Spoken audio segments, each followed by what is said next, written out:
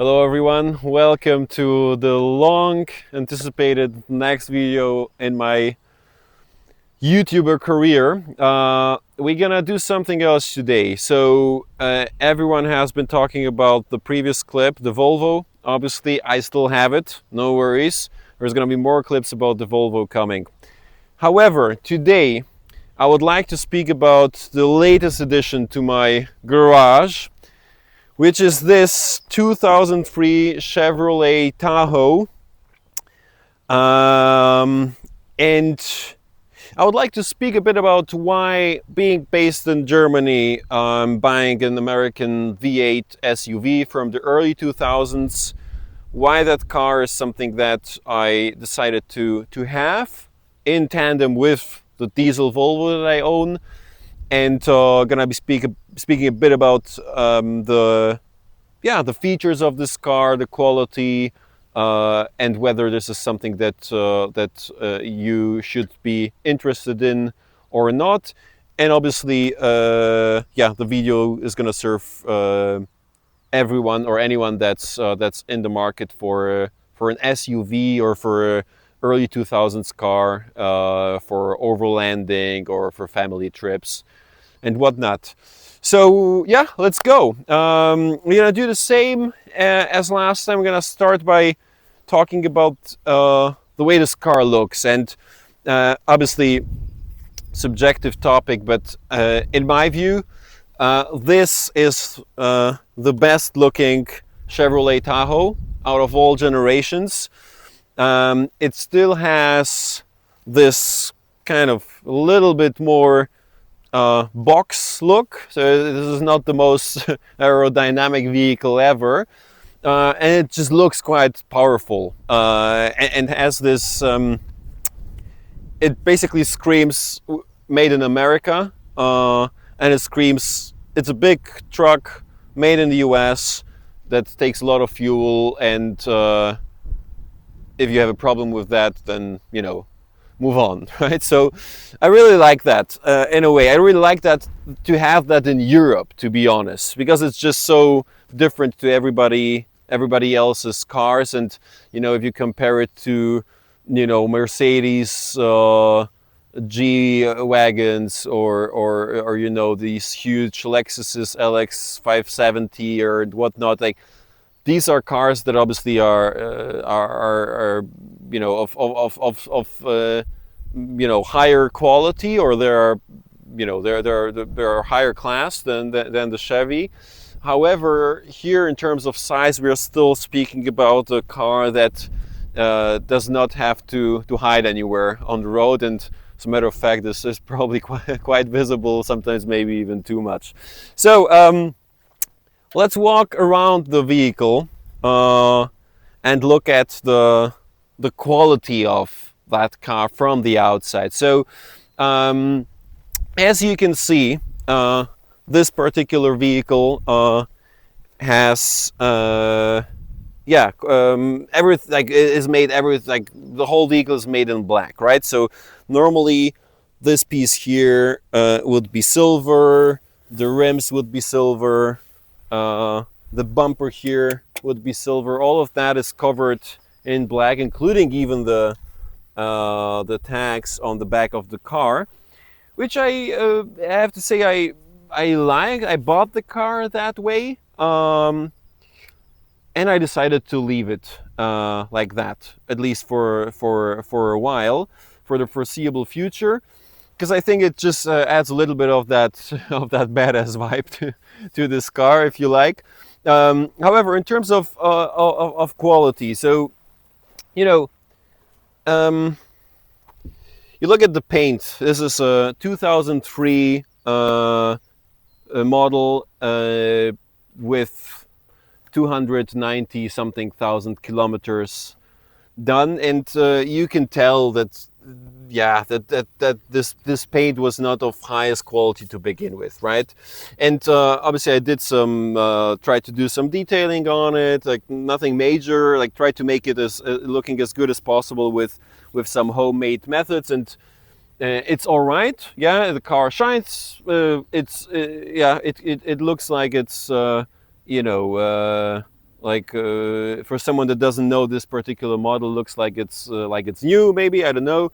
But if you actually see it live and you come closer, you can tell that this is not the type of paint that you would have on a premium class vehicle these days, and especially comparing it to the Volvo that I have, there is quite a lot of quite a big difference. And obviously there is the topic of rust, which I'm going to be talking about a bit later on as well.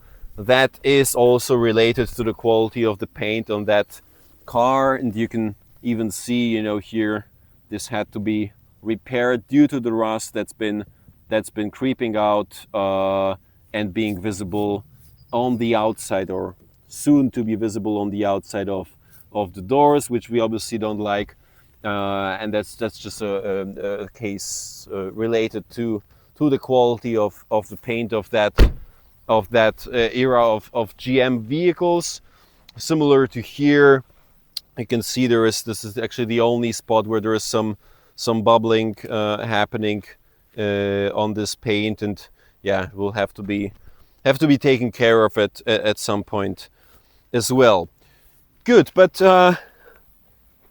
overall, if you look at the design of that car, I have to say it doesn't look like it's outdated.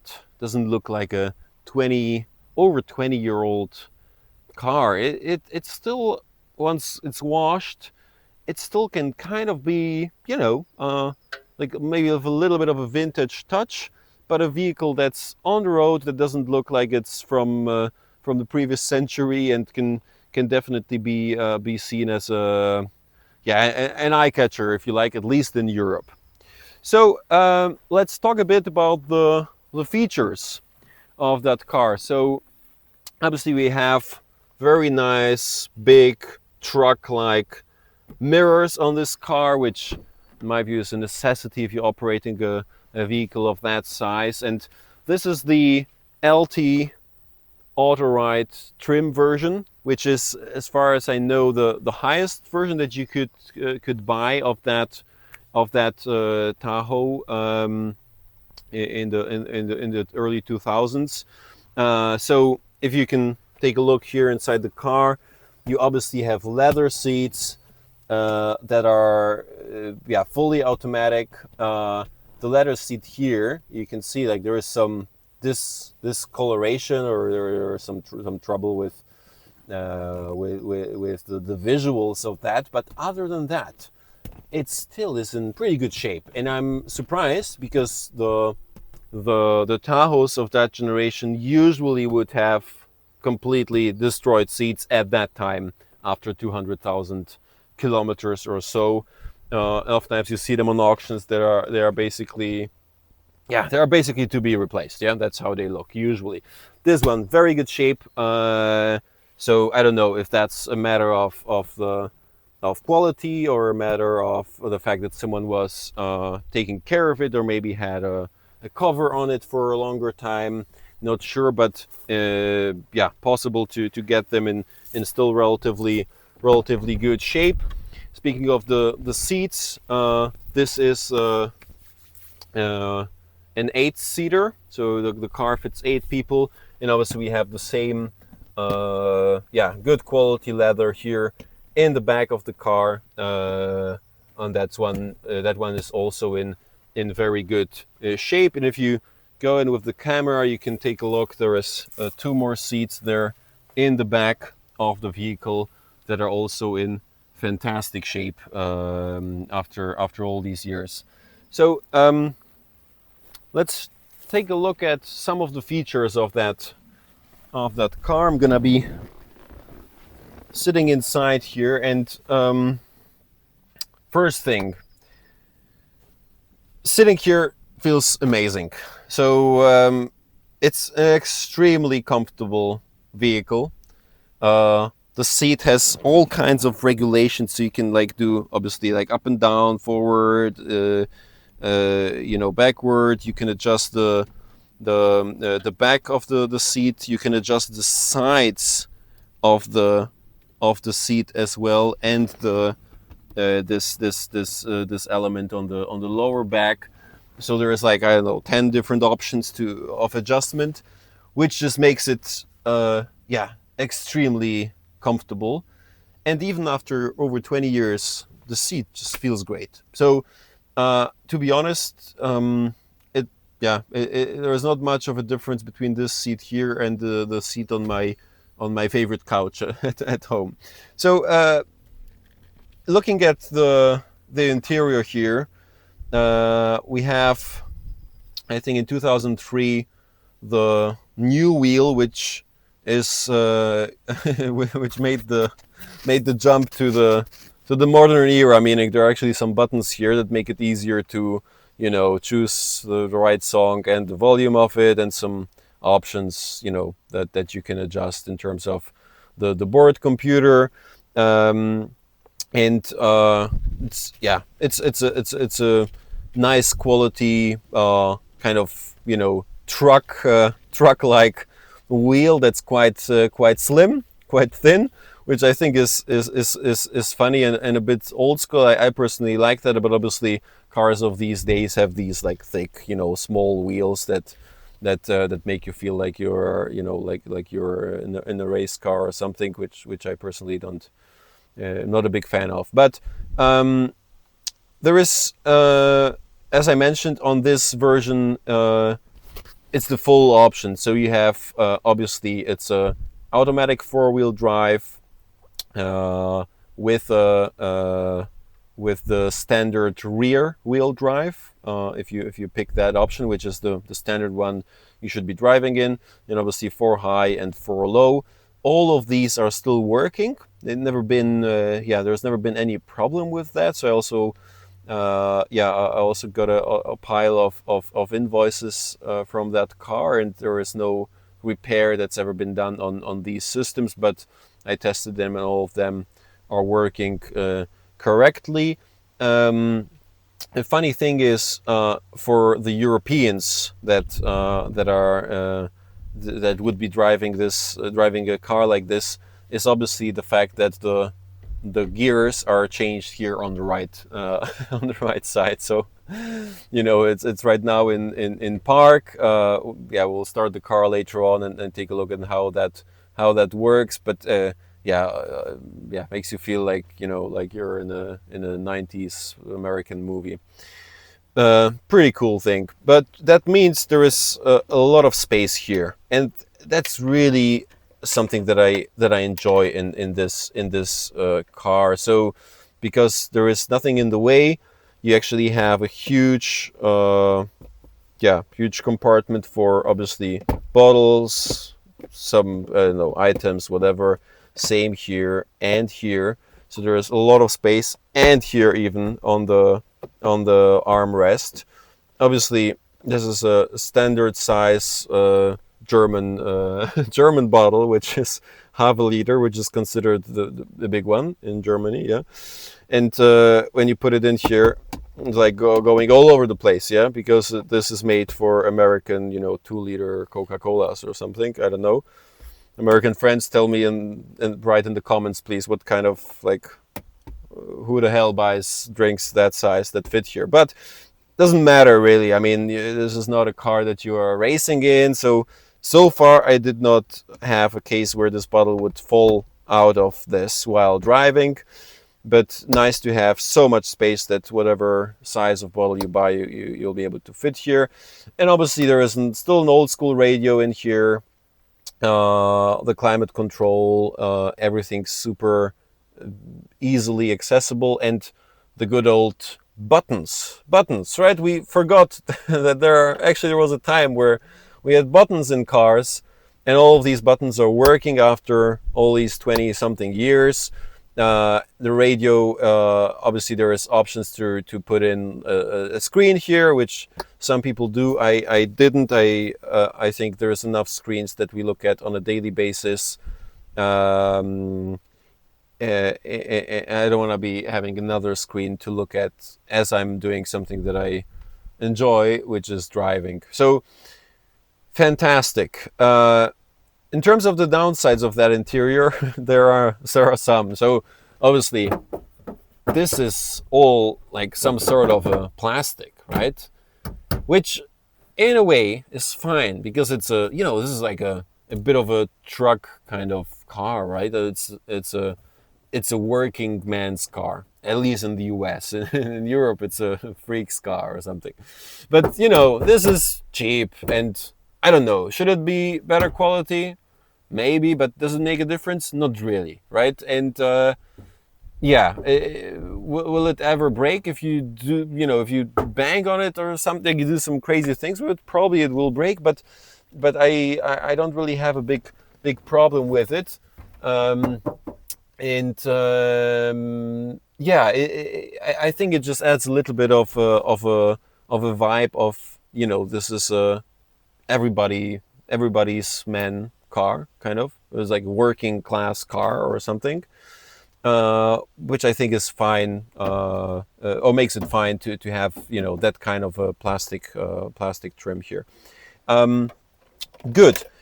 Obviously, plenty of options for your 12-volt sockets. So 1, 2. There's a third one over here. There is one in the back, so you can attach all kinds of equipment here. Since this is a pretty long vehicle, obviously there is all the controls for the AC in the back as well. And there is another one on the back seat if you want to give your passengers some independence as well. Good. This thing here I love. So usually on an armrest or in an armrest you would be having the opening going like this, right? So that both driver and passenger can access the stuff. And Chevy engineers decided, no, or Chevy designers, they were like, the driver needs to access this and needs to know what's in there and have it as easy as possible, which means it opens like this. Fantastic. I've never seen it on any other vehicle, and I really like it. And obviously also the size of that thing fits the size of the car. There is plenty of space, as you can see, for all kinds of items in here. Closes properly, doesn't rattle. Amazing. In terms of armrests, we also have this thing here which I never used. It's the same for the passenger. I don't know, with this here, completely unnecessary, but nice quirky little feature. Why not? Okay, let's move to the back of the, or maybe no, let's talk about this, because this is also ridiculously over designed. So normally you have this sun cover, just goes down, you open it and you see your face, whatever, yeah, fine. And you can obviously do some makeup if you need to, or as you are on your way to your construction worker job, or you use it because of sun. That's fine. But Chevy said no, that's not going to be enough, because there might be sun from that side, from the driver's side. And because this is this is an American car that has to have a lot of features, they decided there is still a little bit of space here. There might be sun that's bothering the driver, so there is an additional sun cover that you can pull out on the side. But that's also not enough, because you might be taking a turn and there is sun suddenly in front of you, and that's gonna blind you. So you don't want to be wiggling around with this. There's actually some people walking here. Wow. So that means instead of doing anything with it, this stays in position, and you have an additional element here in the front, over here, that is available to be opened and hide your face behind the hide your face so that the sun doesn't blind you. So yeah, I don't know. Maybe I'll use it someday, but funny little thing. And by the way, the same applies for the passenger. So they went completely nuts. Okay, So moving forward or backwards, when you look at the car, we try to sit in the back. And yeah, so I'm 190, which is I think 6'3" for the people that measure in this awkward way. Foot, like six. Okay, so yeah, not that much space in the back. Comfortable, yeah, but you know, I mean, the seat right now is almost fully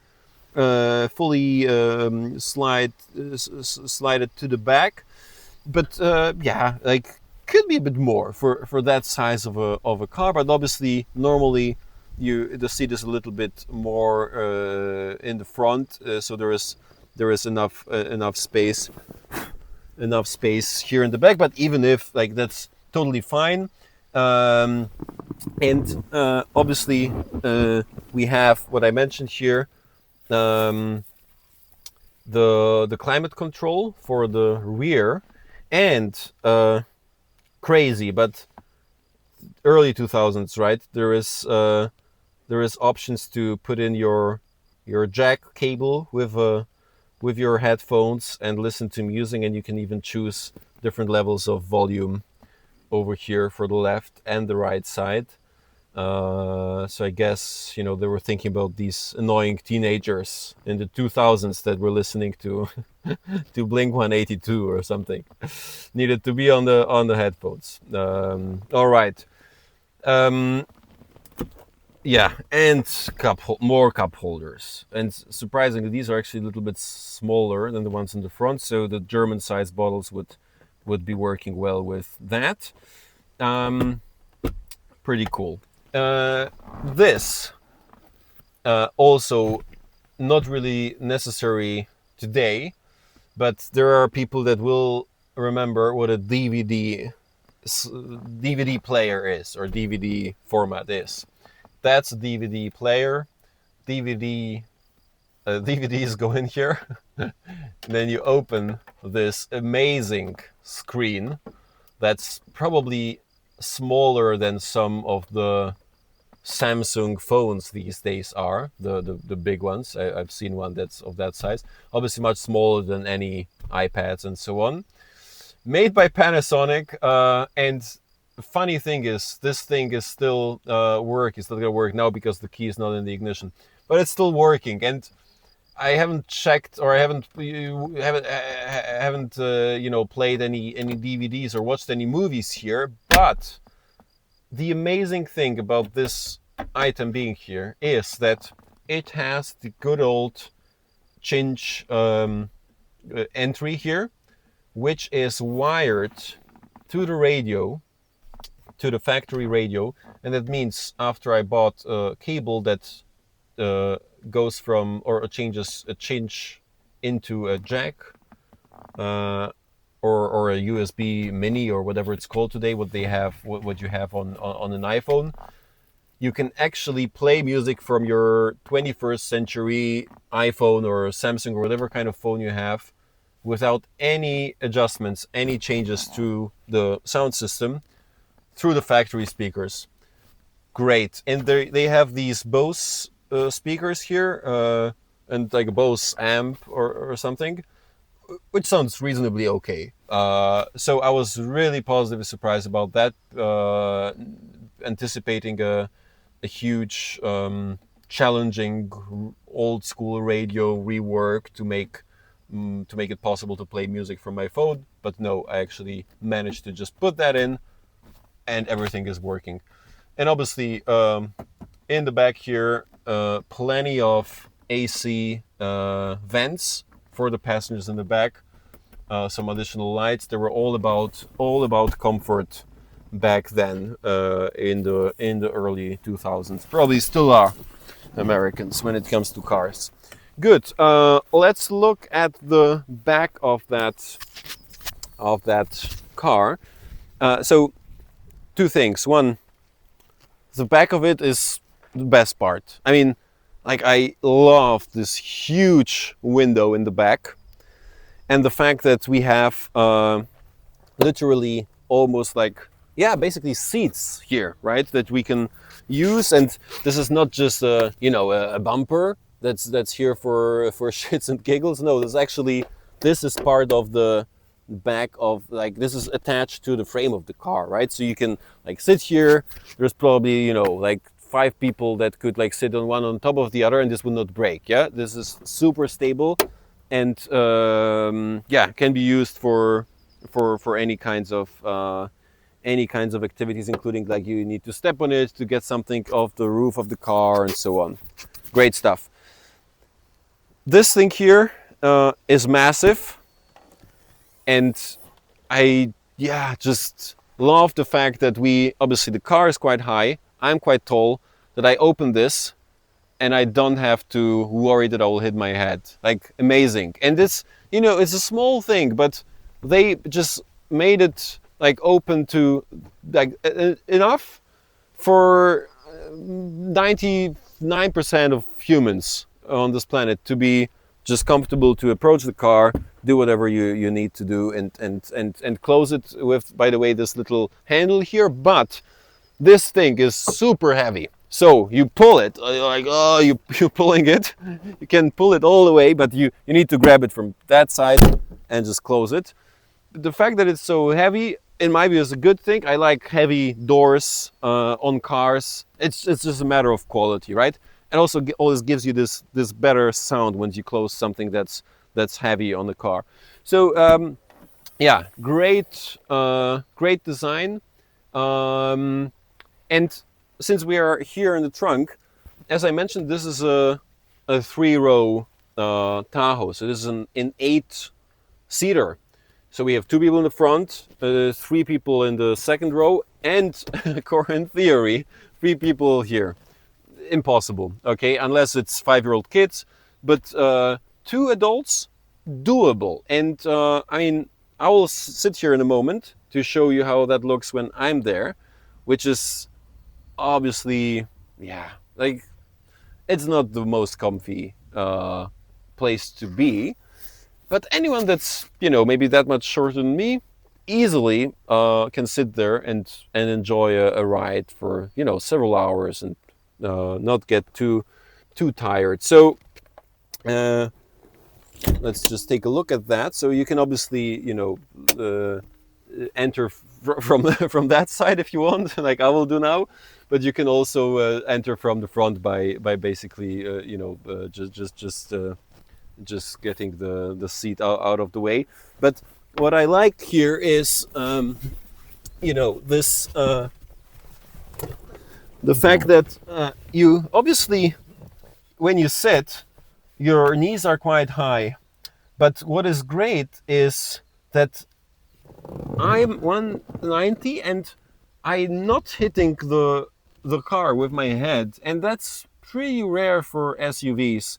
Usually, if SUVs have a 3rd row, it's like this in the back, right? And this is not the case, and that's thanks to this boxy look of the car. And obviously, so we had 2 cup holders in the front, we had 2 cup holders here in the back, we have 2 more here in the seat, and we obviously have a cup holder right here, a relatively small one. So I think the cup holders here were, the further away from the driver, the smaller, and the cup holder here, which in my case serves as a place for the fire extinguisher, and obviously the mandatory vents in the back. So again, all about comfort, and even a separate little light for the people that are in the back that are too far to scream to the driver. You know, I think, yeah, pretty impressive 3rd row, to be honest. Thinking of, you know, an SUV of that size. Another 12-volt socket in the very back. Nice little detail is that this is also working without the key in the ignition.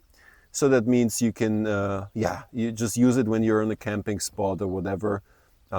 That's fantastic, and not always the case on cars. So sometimes they forget about the fact that you may want to use that when the car is turned off. Good. Let me get out of here. So that's pretty nice. And just to prove, oh shit, No, that's not good. I'll repair that in a moment. So just to prove you can actually sit here and be comfortable, like, you know, I mean, I'm sitting here, I don't hit my head. Yeah, that's really, yeah, it's like, it's a nice feeling in this car for, you know, like camping, adventure, and all these kinds of things. All right. Well, one more feature about this. It seems like I spend a lot of time just talking about the back of this car, but okay. Uh, this here, I mean, how cool is that? Not probably not really needed, but you know, you can open this and obviously access that space here instead of opening this heavy, you know, back door. And what's nice is as you drive, you know, if you're on a trail somewhere or you're on some, you know, smaller road, you not in a city, but maybe even in the city, you can just drive with this open, you know, to have some fresh air. And even if you know, have people here, yeah, you open that and you just drive with it, and I think that's pretty cool. I'll definitely use that in the summer. So yeah, that's pretty nice. Nice little feature. Closing properly, great. All right, quick look into the engine bay. So this is a 5.3 liter V8. They came in, like most of them are 5.3 liter.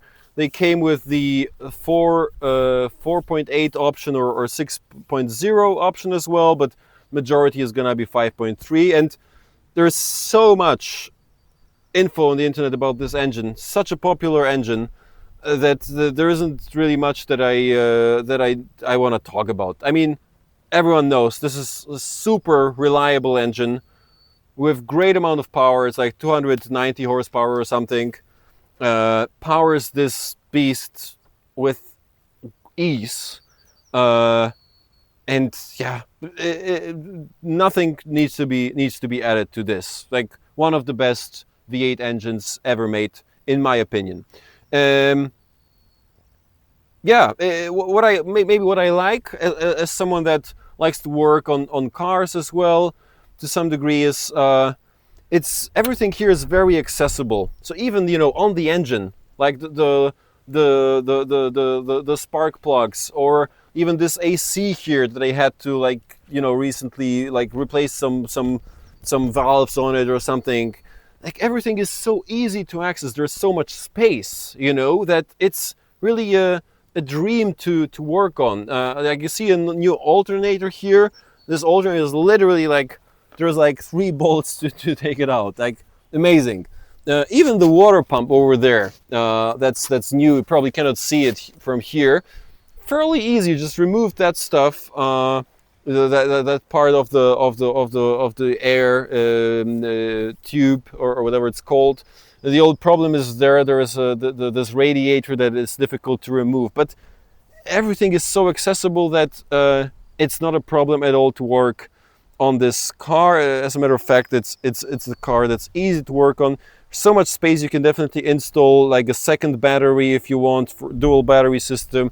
A lot of space there in the back as well for maybe a compressor or whatever people like to have on these cars. So that's just yeah, fantastic. And I'm gonna close this now and just tell you just one more thing about the ease of of working on this car. And that's mind-blowing for Europeans that are used to disassemble half the car to replace, you know, a light bulb, like on a Volvo, for example, in the early 2000s. Here, when I bought this fog light was damaged, yeah? So I had to replace the fog light.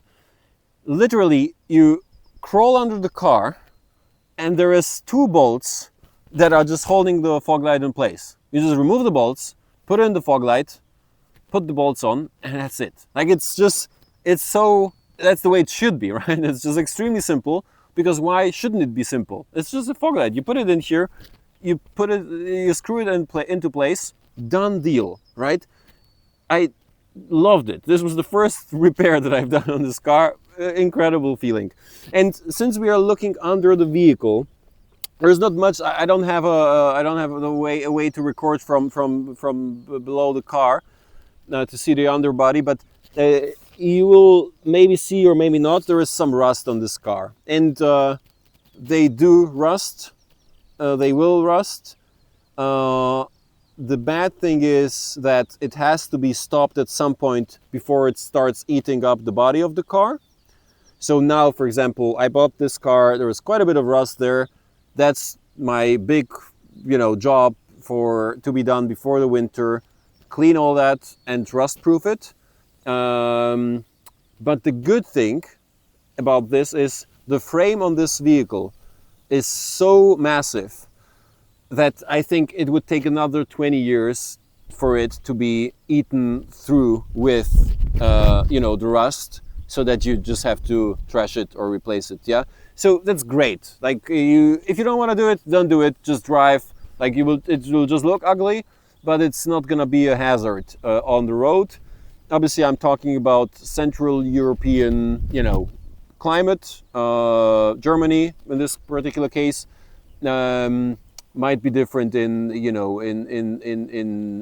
Minnesota or something. I don't know, but here, pretty much okay. Much better than most of the Toyotas and Lexuses of the early 2000s era, which, if not treated with anything, right now are basically a pile of life-threatening trash on the roads, or not even maybe on the road anymore.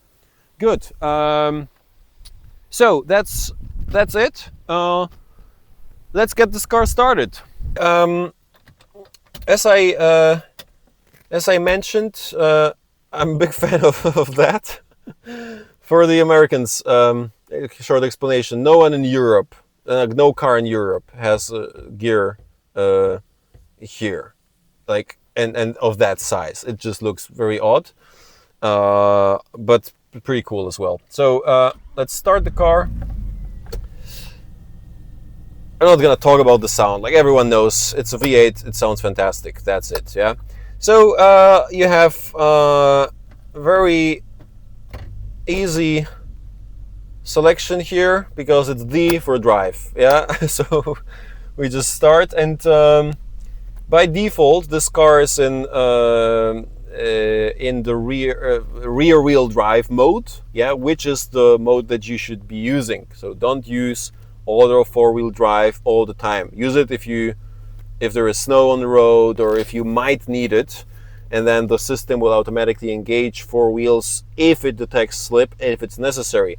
But you don't want to be running it all the time if you're driving. Oh, look, there's an animal there. There's some sort of a deer or whatever, something.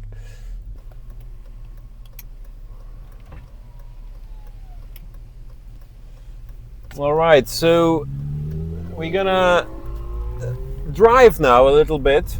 I had to get out of that messy road so that I can actually show you something that's more reasonable in terms of driving. So it's a massive vehicle. It's like 2.5 tons almost or something, and obviously it's an 8 people car. If loaded, this is like 3 tons. So the V8, 5.3 liter, 290 horsepower, is doing an amazing job in powering this car. And I read somewhere on Reddit, and I really agree with that statement, that this is basically a muscle car put on an SUV body. I mean, you don't need usually people that drive a car like this don't need a massive engine, don't need a V8, probably would prefer a diesel or something, but not this. This can really go fast, and there are some people tailgating me actually right now. So let me just get back to you in a moment once I lose them. All right, so if you floor it, it shifts down instantly, and and you can really feel the power. And obviously, this is not a This is not a Maserati, you know. This is not not a race car. But for this size of a vehicle, for that weight, you really feel like, you know, okay, this is serious, you know, this is some serious car here. And obviously it makes a great sound. I don't have to talk much about that. But in terms of, you know, the feel to that vehicle, I have all-terrain tires. These are the BFGs, KO2 I think is the exact model. They are quite beefy, and yeah, it's maybe like 120 is the top speed that you can drive on a highway, kilometers obviously per hour. That is still comfortable. Everything above that, not really that comfortable anymore, and obviously your gas mileage will suffer. But in terms of comfort, it's a really comfortable car, and you know, you feel like you should feel that you're the king of the road, and you know, and that's how you feel in it, really. Obviously you're sitting very high. The response to the steering wheel is slow. And we have a roundabout, so yeah, it's like you can feel that this is a big heavy car that requires you to be careful and not too fast, and that's great. That's what it's made for, you know. Super comfy. The transmission of this car, I didn't talk much about technical stuff on purpose, because there is so much technical stuff discussed about this vehicle online, especially since they sold like, I don't know how many 100,000 of those in the US, that I don't want to be spending time on this. But transmission is worth mentioning. If someone buys this car because they want to have fun with a V8, this transmission will suffer and it will break down. And the reason for that is they are not bulletproof, and you need to read the manual. Get a manual, read it, study it, and you will know how to use that transmission for it not to break down, which is the case here. So if you're driving like on a normal road, put it in D and you just drive. Yeah, that's fine. If you're in the mountains and you have lots of gear, or maybe 5 people sitting in the vehicle with you, you don't want to be flooring it in D. Like, you change to maybe the 3rd gear or maybe even the 2nd gear, and you basically prohibit the car from shifting gears and working in an abnormal setting with a lot of weight on the transmission. That's unnecessary. So pay attention to that. Don't drive an automatic 4-wheel drive all the time, right? Don't change the gear into rear before the car had a full stop. Like, there is plenty of stuff online that you can read up, and trust me, I promise you, if that transmission is used in the exact way that it's meant to be used, this goes for, you know, several 100,000 kilometers without a problem. And this one is, you know, like, what do we have, like 180,000 miles or so. Perfect. Like, it works like, you know, transmission in a, you know, in a brand new car, so you don't even feel it shifting. Amazing. So yeah, that's it in terms of the driving experience. I wanted to add, why should you get this car, especially if you're based in Europe and it's an obnoxiously sizable vehicle, and you're obviously not gonna have a nice time parking it. You don't want to be getting it if you live in a crowded city and you have to get to work every day with this car. Like, ridiculous, right? And obviously you have to endure, we're in Europe, you will have to endure the looks of people that hate you for driving this car in the city. That's why I think, bear in mind, if you buy this car, this is likely your second vehicle. This is not your daily. In the city, this will have a fuel consumption of minimum 20 liters for every 100 kilometers, right? Which translates into, I don't know, like 12 mpg or something, 13. Pretty bad.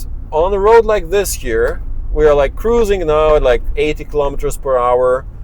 I can get down to 12, which is great if you consider the size and the fact that it's a V8. And if you have people, you know, like if you, like me, if people load up their friends into the car to go on a trip, and you're like 5 or 6 people, and you chip in for fuel, this actually is pretty affordable, you know, on a long trip. So yeah, I think if that's your second car, maybe you pair it with an electric car or something. It's pretty popular in Norway and Sweden. I think it's a very good idea. So you have, obviously you have a little bit of fun with the V8, but you also get an extremely reliable engine, a very reliable car overall, and a car that has so much space inside that you know, it's a dream to take on a holiday. So in my particular case, I paired this one with Volvo XC70 that you can see in my other video, diesel car, and it's a dream. Like, I have two cars that are very different. One is a diesel, one is a V8 gasoline. And yeah, I probably just need a convertible now. Kidding, probably, but I can, yeah, I don't know where to keep it. But that's just yeah, I think a great setup in Europe for someone that's gonna buy a car that's not gonna lose in price if you take care of it. Maybe it's gonna even rise, especially if you keep it rust free. And that is just a, yeah, pretty cool car. It's quite rare, and you combine it with a car that you use as a daily.